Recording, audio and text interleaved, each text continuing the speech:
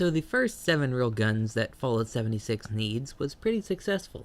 Well, it was at least successful enough for me, 120 some views I think at the time of me recording this, which is perfectly good enough for me. So, no matter your opinions on Fallout 76, I think I'm going to enjoy the game. And here are 7 more weapons I'd really like to see. Videos of all the guns in this video are going to be in the description in case you want to learn more about them. The background footage this time is the Xbox One version of Fallout 4 instead of the PC version. So number 1, last time I did not feature an SMG. So let's start out with an SMG this time, especially since Fallout 4 lacked SMGs. The only real SMG was the Thompson. Or, I guess you could also consider the full auto 10mm pistol an SMG, but not really. Really only the Thompson was there. So, for SMGs, I picked a kinda weird one that not many of you would expect. This is the Aug Para, the 9mm version of the Steyr Aug assault rifle. You're probably thinking, the Aug is too new of a weapon for Fallout. Not really, the Aug is actually pretty old. Like, it's from the 1970s. Plus, we have guns like the P90 in Fallout 2, and that gun's nearly 20 years newer than the Aug. That was made in the 90s. So yeah, the Aug Para. I also picked the Aug Para because it's kind of a weird SMG.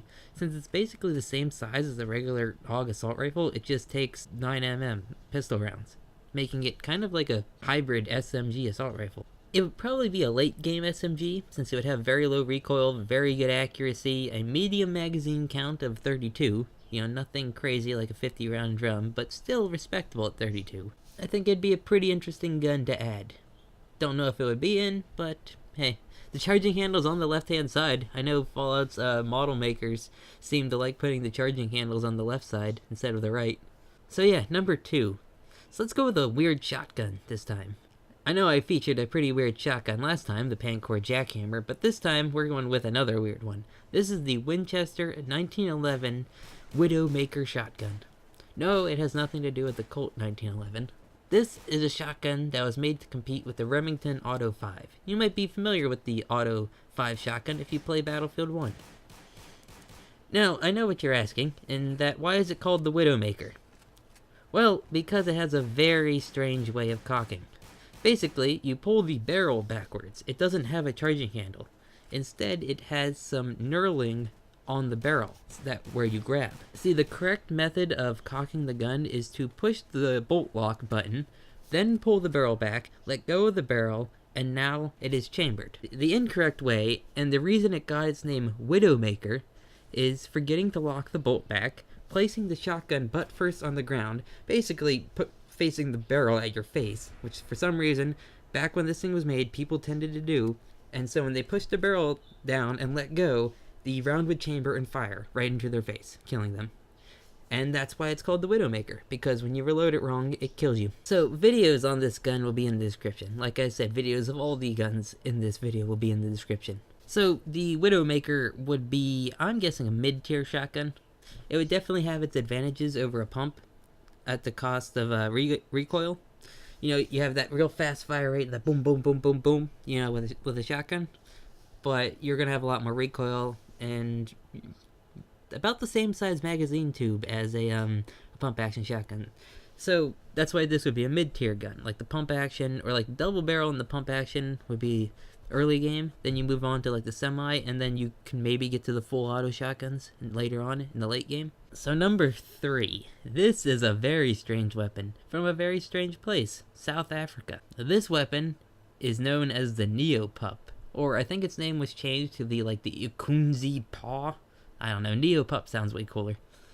What is it, you ask? Well, this is a shoulder-fired 20mm grenade launcher. It's called a grenade launcher, but it's not really.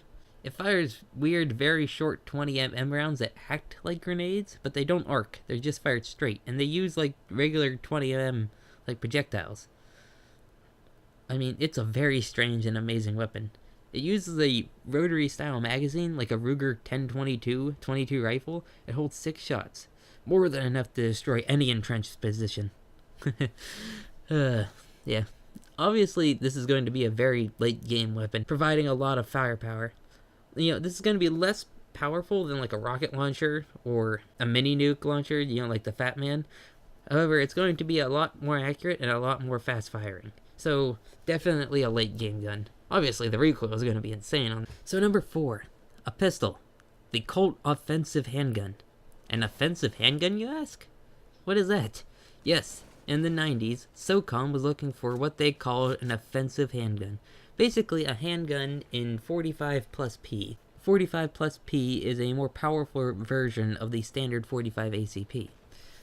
They wanted a pistol that could be as effective as a primary weapon as possible and fire thousands and thousands of rounds and work flawlessly.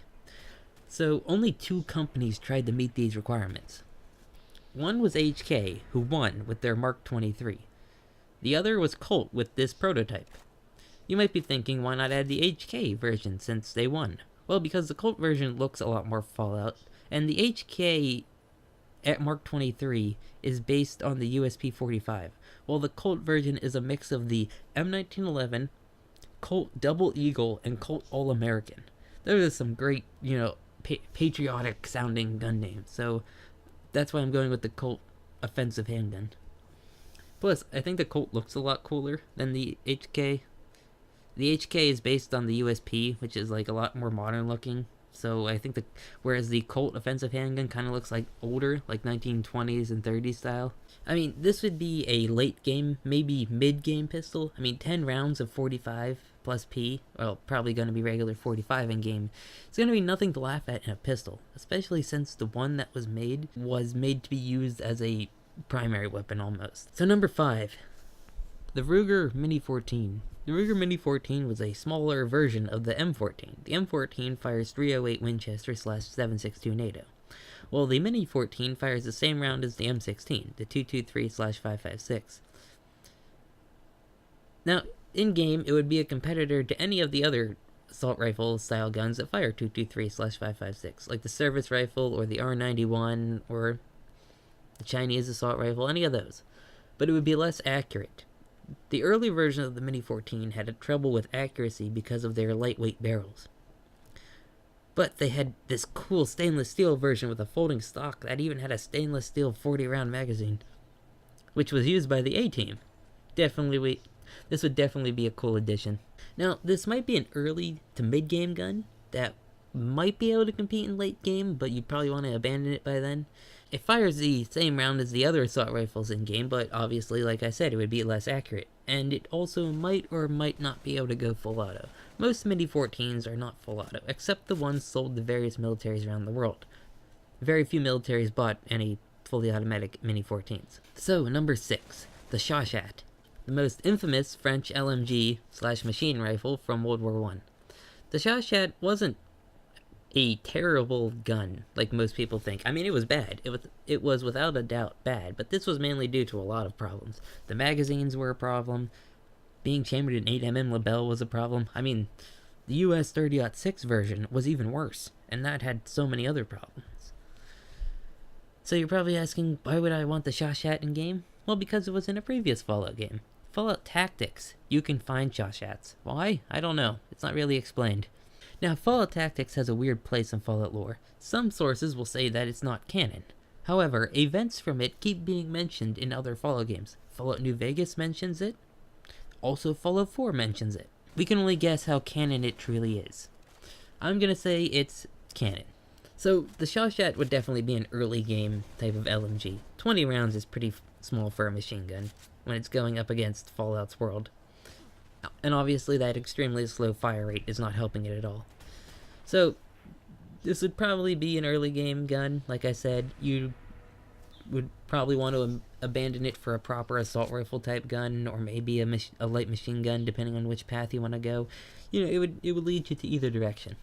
Number 7, our final weapon on this list. This is the Blaser R8. Blaser is a German company that makes high-end hunting guns. I'm not familiar with them at all. I just know they make this really weird bolt-action rifle. It's a bolt-action, but not like other bolt-actions. It's a straight pull, which isn't a new thing, but the design of the straight pull is very different. It's also for only the wealthiest of hunters. Which is weird to say because hunting in this day and age is usually associated with lower class and middle class, redneck type people. My friends mostly. So this gun is stupidly expensive. Just the barrel of this gun, just the barrel, is over $1,000. You can get 2 AKs for just the barrel of this gun. Think about that. Now you can order all types of customization options for this gun in real life from this company. From hand-crafted wooden stocks to ostrich leather stocks. Yes, ostrich leather. I found versions of this gun that are over $20,000. Yes, over $20,000 for a bolt action. People that buy Mosin Nagants just had a heart attack. This gun is for the pretentious rich person. That's it. That's all this gun is for. Like, most European hunting guns are stupidly expensive. So, for $20,000 for one bolt action rifle, you can buy nearly 50 Marlin lever actions. I want you to think about that. You can get 50 lever actions or one of these bolt actions. So, like I said, there are other European upper-class hunting rifles that are similar to this kind of straight pull design, but I saw an American reviewing this one, so I thought, that one might fit better. As most of the other ones I saw only were reviewed by European people. So yeah, having this gun in a Fallout game would be pretty funny and kind of like a joke to the company, because you have this super expensive, high-class gun, and we're throwing it into a post-apocalyptic environment where, like, a dirty environment that, you would never take this gun into. But to be fair, I would think that Tenpenny would be using this gun, as he basically fits the bill of who would be using it. Obviously, this would be a late-game gun, providing very accurate sniper firepower, as it comes in a variety of rounds in real life, from small to very large. And it would kind of just be a different bolt action to use than most other bolt actions in the game, because it's straight pull, it's very fast, it's weird. Yeah, I also think it should be incredibly rare, as I don't think there's going to be millions of these in production. So yeah, that's 7 real-world weapons I would like to see in Fallout 76. Next time, if this video is also successful, it will be weapons in previous Fallout games that should return.